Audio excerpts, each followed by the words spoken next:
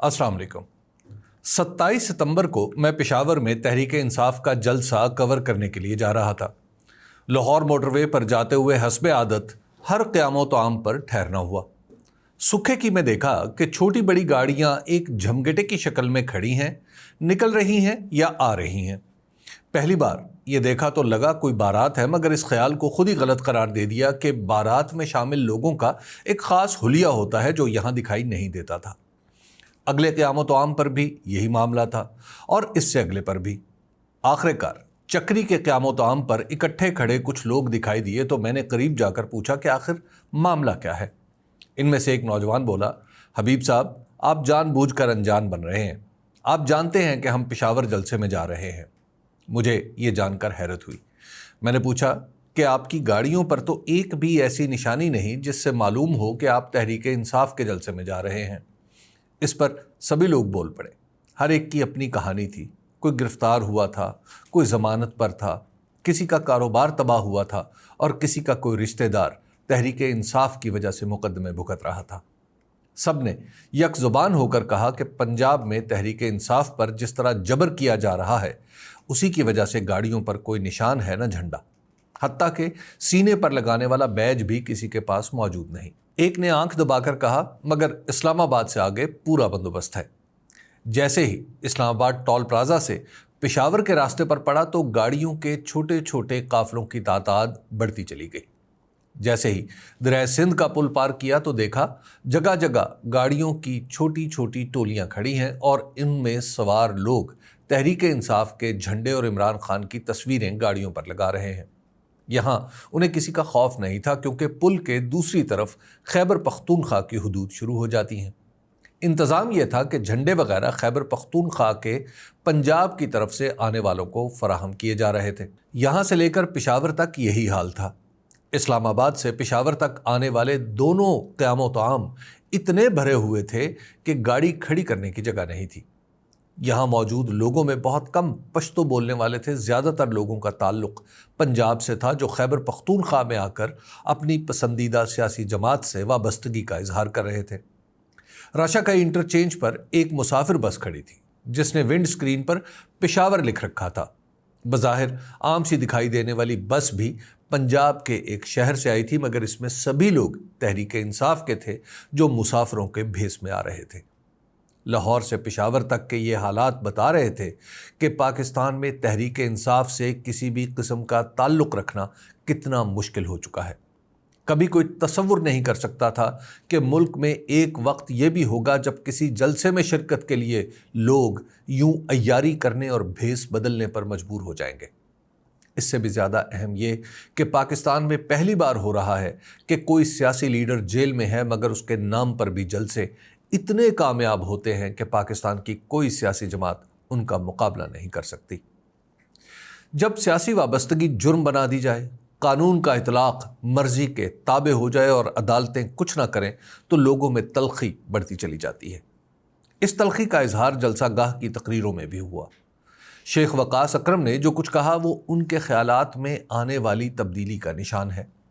अली अमीन गंडापुर ने जिस तरह इमरान खान के अल्फाज दोहराए और जैसे नाम ले लेकर वजाहत का मुतालबा किया, वो सियासत के नए बाब का आगाज़ है। ये दोनों तहरीक इंसाफ के अंदर मुफाहमत के नकीब हैं। अब ये भी मजबूर हो रहे हैं कि वो ज़बान बोलें जो तहरीक इंसाफ की हमायत करने वालों के ख्यालात की तर्जुमानी करे। इन सब लोगों के लहजे बता रहे थे कि अब इनका सब्र आखिरी हदों को छू रहा है और आने वाले दिनों में ये तलखी बढ़ती चली जाएगी। पाकिस्तानी सियासत का अलमिया है कि ये सियासी मंतक की बजाय ताकत के ज़ोर पर चलाई जाती है। ताकत भी वो जो साफ शफाफ इंतखाब से नहीं मिली, बल्कि सफारतकारी के ज़ोर पर बैरून मुल्क ताल्लुकात से कशीद की जा रही है।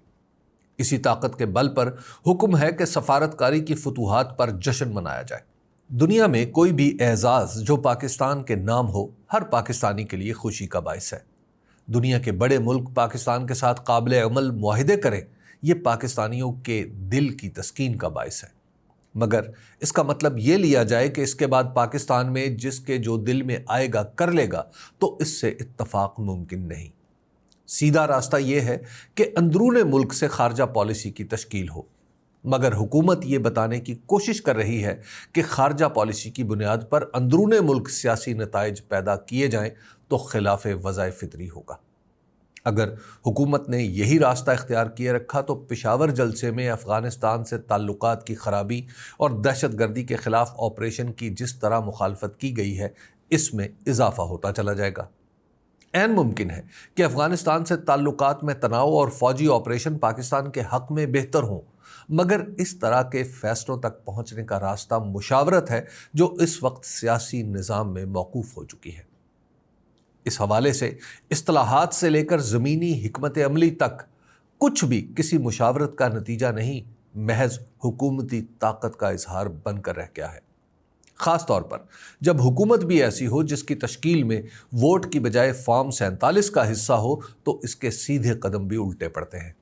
وہ جتنا اپنی کامیابی کا شور مچاتی ہے اتنا ہی اس کا مذاق بنتا چلا جاتا ہے۔ اس کا ثبوت اسی حکومت کے وزیر دفاع خواجہ محمد آصف ہیں۔ انہوں نے برطانوی صحافی مہدی حسن کو جو انٹرویو دیا ہے وہی اس حکومت کے لیے کافی ہو چکا ہے۔ مہدی حسن نے کوئی سوال ایسا نہیں کیا جو کسی پاکستانی صحافی تو کیا عام آدمی کے ذہن میں نہ ہو، مگر پاکستان میں اب خوف اتنا گہرا ہے کہ عمران خان کی قید، ان پر مقدمے، ان کا ایکس اکاؤنٹ اور پاکستان کے اندر طاقت کی تقسیم جیسے عام سوال بھی پوچھنے کی ہمت نہیں کی جا سکتی۔ میرے ہم پیشہ صحافی دوست جن کے پروگراموں میں جناب خواجہ صاحب ہر دوسرے دن جلوہ گر ہوتے ہیں یہ سوال نہیں کر پاتے، کیونکہ ہر شخص جانتا ہے کہ یہ سادہ سوال اس کے گلے کا ہار ہو جائیں گے۔ مگر پاکستان میں طاقت سے پھنکارتے ہوئے خواجہ محمد آصف صاحب حکومت پاکستان کے دبدبے سے آزاد ایک شخص کے سامنے یو نو اور آئی ڈونٹ اگری ہی کرتے رہے۔ نیو یارک میں اقوام متحدہ کی جنرل اسمبلی کے اجلاس کے موقع پر ہونے والے اسی انٹرویو میں فرما دیا کہ میں یہ دعویٰ نہیں کرتا کہ پاکستان میں اصل جمہوریت ہے۔ جناب نے یہ نہیں بتایا کہ پھر پاکستان میں کتنی جمہوریت ہے اور سیاسی بنیادوں پر گرفتاریاں جمہوریت کی کون سی قسم ہے۔ یہ ایک انٹرویو ہی ثابت کر دیتا ہے کہ ملک کے اندر ٹی وی پر بیٹھ کر فصاحت و بلاغت کے دریا بہانے والے بنیادی سوالات پر کہاں کھڑے ہیں۔ کوئی مانے یا نہ مانے، پاکستان کے اندر عمران خان بنیادی سیاسی موضوع ہیں اور باقی سب اس بنیادی موضوع کے ذیلی عنوانات۔ جسٹس سرفراز ڈوگر کی اسلام آباد ہائی کورٹ میں تقرری، جسٹس طارق جہانگیری کو کام سے روکنا اور پھر بحال کرنا، جسٹس یحییٰ آفریدی کا چیف جسٹس ہونا، 26ویں آئینی ترمیم، الیکشن میں صفایا، 9 مئی، سب کچھ در حقیقت عمران خان سے جڑا ہے۔ یہ موضوع اتنا اہم ہے کہ اب اشتہاری ایجنسیاں بھی اس سے صرف نظر نہیں کر سکتی۔ اگلے روز ایک شیمپو کا اشتہار دیکھا جس میں نامور اداکار فہد مصطفیٰ کہتے ہیں ڈینڈرف کا سافٹ ویئر اپڈیٹ۔ اللہ ماشاء اللہ، ایک باڈی سپرے کا نام ہی مارخور ہے۔ سافٹ ویئر اپڈیٹ اور مارخور کے بارے میں پاکستان میں کون نہیں جانتا کہ یہ اصطلاحات تحریک انصاف اور عمران خان سے جڑی ہیں، اور کسی کا سافٹ ویئر اپڈیٹ ہونے کا مطلب کیا ہے یا مارخور کا اس میں کیا کردار ہے۔ جب سیاست سے کوسوں دور رہنے والی اشتہاری ایجنسیاں اپنا پیغام پہنچانے کے لیے سیاسی اصطلاحات استعمال کرنے لگیں تو جان لینا چاہیے کہ سیاسی معاملات نے پورے ملک کو گرفت میں لیا ہوا ہے۔ سیاست کو درست کیے بغیر آگے بڑھنا ممکن نہیں رہا۔ جب سیاست کی بات ہوگی تو پھر عمران خان ہی سے بات کرنا پڑے گی۔ بہرحال یہ فیصلے آسمانوں کے ہیں۔ ہم زمین والوں نے تو پشاور میں دیکھا ہے کہ اس وقت عمران خان پاکستان کے واحد سیاسی رہنما ہیں جن کے نام پر ہی لوگ بھیس بدل کر اپنی منزل دل میں چھپائے چپکے پشاور کی طرف چل پڑتے ہیں اور ناہموار اور نامناسب جلسہ گاہ میں جا کھڑے ہوتے ہیں۔ شکریہ۔